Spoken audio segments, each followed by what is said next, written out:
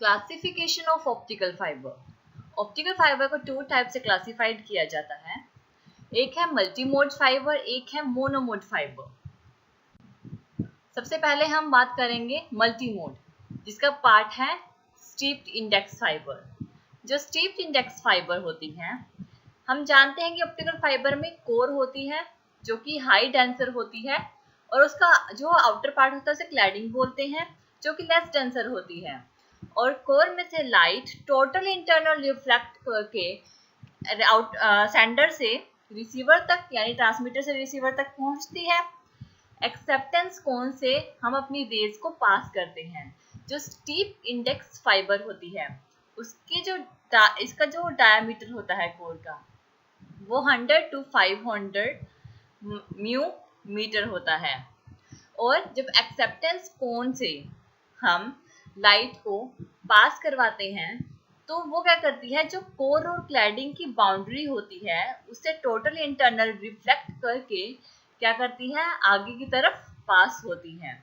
इसमें हम number of raise को यानी बहुत सारे एंगल से हम बहुत सारी लाइट्स को, बहुत सारे मैसेज को एक साथ सेंड कर सकते हैं लाइट्स की फॉर्म में।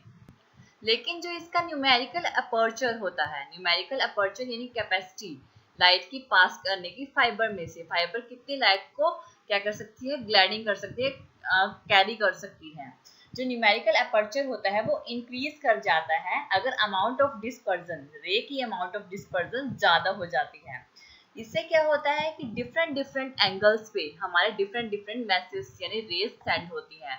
यानी कि एक मैसेज ये जा रहा है लाइट्स की फॉर्म में, एक मैसेज ये जा रहा है रेड कलर का, दोनों के एंगल अलग अलग हैं, तो डिफरेंट एंगल्स पे ये क्या होती हैं, सेंड होती हैं और अलग अलग पाथ फॉलो करती हैं। और टाइम ड्यूरेशन भी इनका अलग होता है ट्रैवल करने का कोर में से। लेकिन जो ऑप्टिकल फाइबर की जो न्यूमेरिकल अपर्चर होता है, अगर वो लो है तो इसमें क्या है, ये प्रेफर करती है, ऑप्टिकल फाइबर का न्यूमेरिकल अपर्चर लो अगर होता है तो इसमें अगर हम एक्सेप्टेंस को डिफरेंट रेज को सेंड कर रहे हैं, तो ये जो लाइट्स है डिफरेंट एंगल्स पर ट्रैवल करेंगी और डिफरेंट पाथ लेंगी और टाइम भी डिफरेंट लेंगी, और डिफरेंट टाइम पे हम रिसीवर्स पे से रिसीव कर सकते हैं। अगर हम इनपुट सिग्नल, ये हमारा इनपुट सिग्नल है, अगर हम एक्सेप्टेंस कोन से अपना इनपुट सिग्नल कुछ इस वेव फॉर्म में भेज रहे हैं, तो हमारा आउटपुट सिग्नल इस तरह से आएगा। ये हमारा आउटपुट सिग्नल होगा जो भी हमारा आउटपुट पे आएगा, और ये शो करता है इसका रिफ्रैक्टिव इंडेक्स। ये इसका जो हमारा फ्रंट पार्ट है जिसका, वो शो करता है, ये इसका रिफ्रैक्टिव इंडेक्स शो करता है। नेक्स्ट है ग्रेडेड इंडेक्स फाइबर।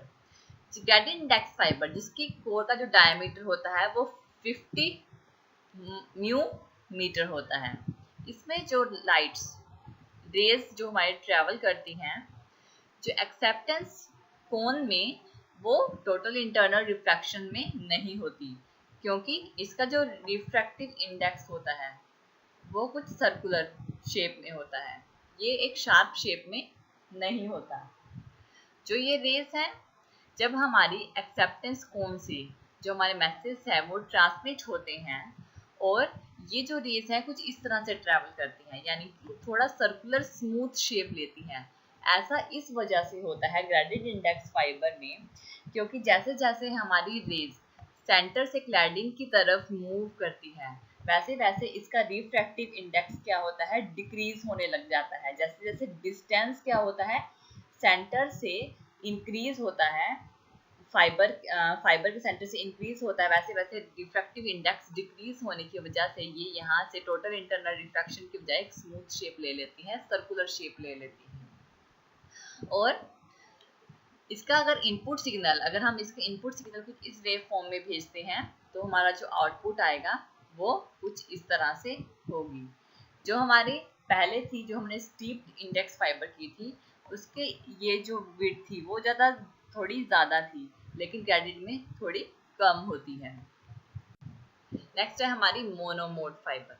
मोनोमोड फाइबर में जो कोर होती है वो 10 म्यू मीटर की होती है। ये क्या होती है, ये 10 टाइम स्मॉल होती हैं हमारे नॉर्मल फाइबर से। इसमें क्या होता है, इसका जो रिफ्रैक्टिव इंडेक्स है वो कुछ इस तरह से होगा। ये जो कोर है ये बहुत ही ज़्यादा छोटी होती है। इसको मोनोमोड इसलिए बोलते हैं क्योंकि इस टाइम में इसमें हम एक सिग्नल एक टाइम में सिर्फ एक ही सिग्नल सेंड कर सकते हैं, जो कि स्ट्रेट सेंड होता है। इसमें टोटल इंटरनल रिफ्लेक्शन नहीं होती। इसमें अगर हम इनपुट सिग्नल कुछ इस वेव फॉर्म में दे रहे हैं, अगर ये हमारा इनपुट सिग्नल है तो जो हमारी आउटपुट होगी वो इस तरह से होगी, जिसकी जो विड्थ है वो दूसरे कंपैरिजन से बहुत ज़्यादा कम होती है। एक टाइम में एक ही सिग्नल सेंड कर सकते हैं और ये बहुत ज़्यादा लॉन्ग डिस्टेंस ट्रैवल करती है।